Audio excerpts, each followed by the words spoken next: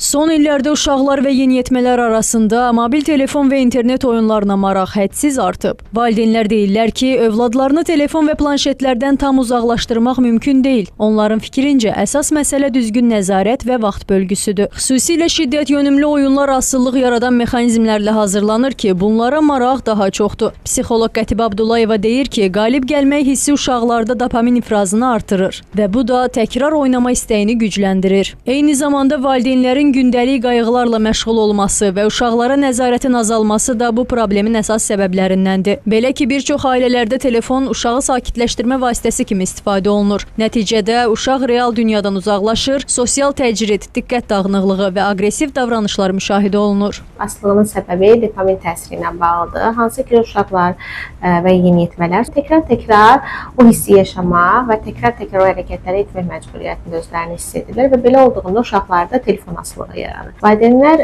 uşaqlarına can qurtarmaq üçün telefondan daha çox istifadə edirlər. Hansı ki, sakit qalsın, mane olmasın, işimi görüm. Daha sonra isə bəzən insanlar real həyatdan qaçış kimi bunu seçirlər.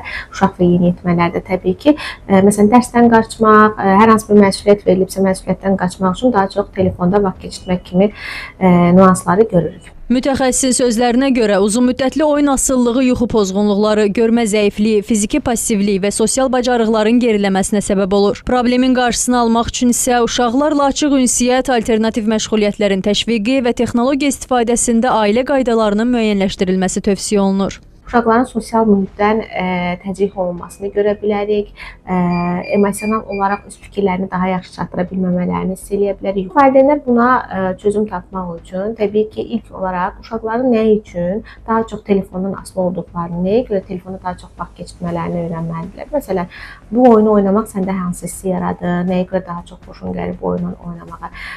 Telefonu cəza və mükafat kimi deyil də, daha çox onlarla danışaraq bu səbəbləri aydınlaşdıraraq istifadə eləməsinə icazə verilməlidir. Müəyyən bir qaydalar qoyulmalıdır. Qaydalar çərçivəsində uşaqlar telefondan istifadə edə bilərlər. Psixoloq deyir ki, texnologiyanı qadağan etmək mümkün deyil, amma onunla düzgün münasibət qurmağı öyrətmək mümkündür. Əks halda bu asıllıq təkcə uşaqların deyil, gələcək cəmiyyətin də emosional sağlamlığını təhlükə altına sala bilər. Ayşən Sərdar qızı, Səbuhi Mustafayev, Xəbər Ertəsi.